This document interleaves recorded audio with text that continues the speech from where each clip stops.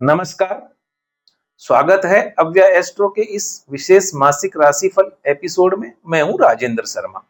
आज हम जानेंगे कन्या राशि के जातकों के लिए सितंबर 2025 का माह किस प्रकार का रहेगा, नक्षत्र आधारित गोचर के अनुसार।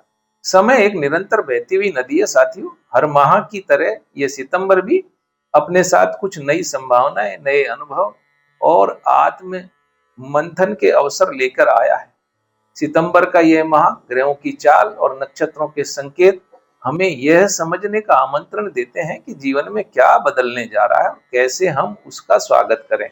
आइए चंद्र राशि के आधार पर जानते हैं कि ये महीना आपके लिए आध्यात्मिक दृष्टि से, पारिवारिक जीवन में, कार्य क्षेत्र में और स्वास्थ्य की दृष्टि से क्या संदेश लेकर आया है। राशिफल शुरू करने से पहले एक छोटी सी विनती। अगर आपने अभी तक चैनल को सब्सक्राइब नहीं किया है तो जरूर करें और इस दिव्य ज्ञान को दूसरों तक पहुंचाने में हमारी मदद करें। तो चलिए आरंभ करते हैं सितंबर 2025 का कन्या राशि का मासिक राशिफल। सबसे पहले चर्चा करेंगे सामान्य जीवन की। तो सामान्य जीवन के लिए हम कह सकते हैं कि राशि स्वामी जो है राशि से 12वें गए हुए हैं, इसलिए प्रथम पखवाड़ा स्वास्थ्य की दृष्टि से कमजोर है और कुछ यात्राएं भी संभव हैं। माह के उत्तरार्ध में सूर्य और बुध आपकी ही राशि में गोचर करेंगे, जिससे निर्णय क्षमता बढ़ेगी, सही निर्णय लेने की स्थिति में रहेंगे, मन उत्साहित रहेगा। बुध का हस्त नक्षत्र में गोचर आपकी सोच को तार्किक और व्यवहारिक बनाएगा। अब गुरु मिथुन राशि में कर्म भाव को बल दे रहे हैं, जिससे कार्य क्षेत्र में सक्रियता बनी रहेगी। मंगल का तुला में गोचर धन संबंधी योजनाओं को सक्रिय कर सकता है। नए अवसर मिलेंगे, लेकिन जल्दबाजी से नुकसान भी हो सकता है, इसलिए जल्दबाजी से बचना होगा। इस माह आप अपने आत्मविश्वास से बड़े काम कर सकते हैं। खुद के प्रति सकारात्मक नजरिया बनाए रखें, सफलता आपके करीब है। अब चर्चा करते हैं परिवार और प्रेम संबंध के बारे में। तो देखिए, शुक्र लाभ स्थान में है, पारिवारिक वातावरण में अच्छा रहने के संकेत हैं। पिता की पुरानी बीमारी में लाभ मिलेगा, उनका स्वास्थ्य ठीक होने वाला है यदि पीछे उनके स्वास्थ्य में कोई गड़बड़ रही हो तो। छोटे भाई को वाहन का लाभ मिलेगा। छोटे भाई से पुराने चले आ रहे मतभेद भी दूर। सूर्य और बुध का आपकी राशि में होना आपको पारिवारिक मामलों में केंद्र बिंदु बनाएगा। और अविवाहित जातकों की यदि बात करें तो नया रिश्ता बनाने के योग बन रहे हैं। विवाहित लोगों को जीवन साथी की भावनाओं को समझने की जरूरत होगी। मंगल तुला में होने से थोड़ी असहमति या अहंकार की स्थिति भी बन सकती है। शुक्र सिंह राशि में पूर्व फाल्गुनी नक्षत्र में, जिससे प्रेम संबंधों में मिठास आएगी। प्रियजनों से पुराने मतभेद दूर हो सकते हैं। प्रयास करें, संयम और संवाद से रिश्तों को मजबूती मिल सकती है। अब चर्चा करें धन लाभ और खर्च की। तो इस महीने में आय और खर्च दोनों बराबर है। सूर्य बुध की युति आर्थिक मामलों में सोच विचार कर निर्णय लेने में मदद करेगी। मंगल तुला राशि में दूसरे भाव में रहेंगे, जो अनावश्यक खर्चों को बढ़ा सकते हैं। किसी संपत्ति या पुरानी योजना से अचानक लाभ भी मिल सकता है।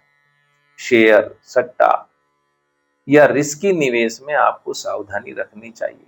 नौकरी पेशा लोगों के लिए बोनस या प्रोत्साहन राशि मिलने की संभावना है। यदि आप खुद का व्यवसाय करते हैं तो लाभ कम लेकिन स्थिरता रहेगी।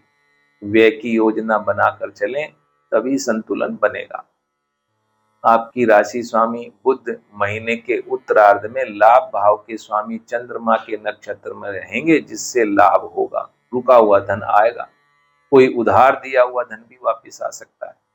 साथ ही दूसरे भाव का स्वामी शुक्र लाभ भाव में है। धन आगमन के नए स्रोत बनेंगे। यदि आप पिछले कुछ समय से भूमि या भवन खरीदने का विचार कर रहे हैं तो ये माह आपको भूखंड या मकान दिलाने का योग बना रहा है। चर्चा करें स्वास्थ्य की, हेल्थ की। तो यह माह स्वास्थ्य के लिहाज से मिश्रित रहेगा। विशेष रूप से मानसिक थकान हो सकती है।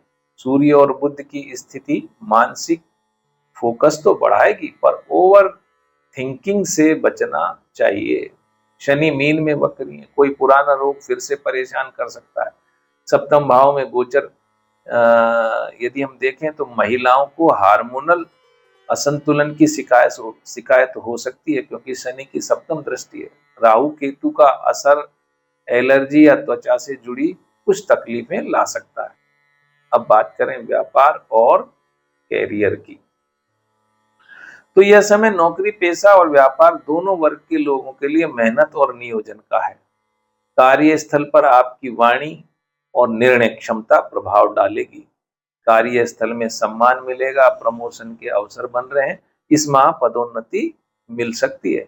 बुध आपकी राशि में, जिससे इंटरव्यू, क्लाइंट मीटिंग या वाणी से जुड़े कामों में सफलता मिलेगी।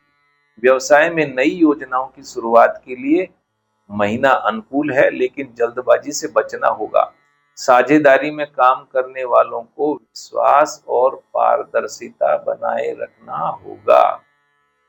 कोई रुका हुआ सरकारी काम भी इस माह में पूरा हो सकता है।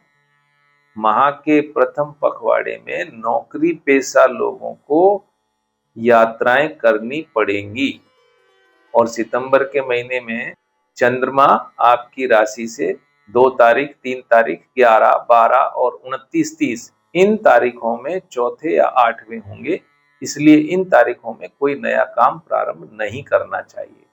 अब उपाय जिससे यह महीना सकारात्मक और सफलता से भरपूर रह सके, उसके लिए आपको रात को 9 बजे बजरंग बाण का पाठ करना चाहिए।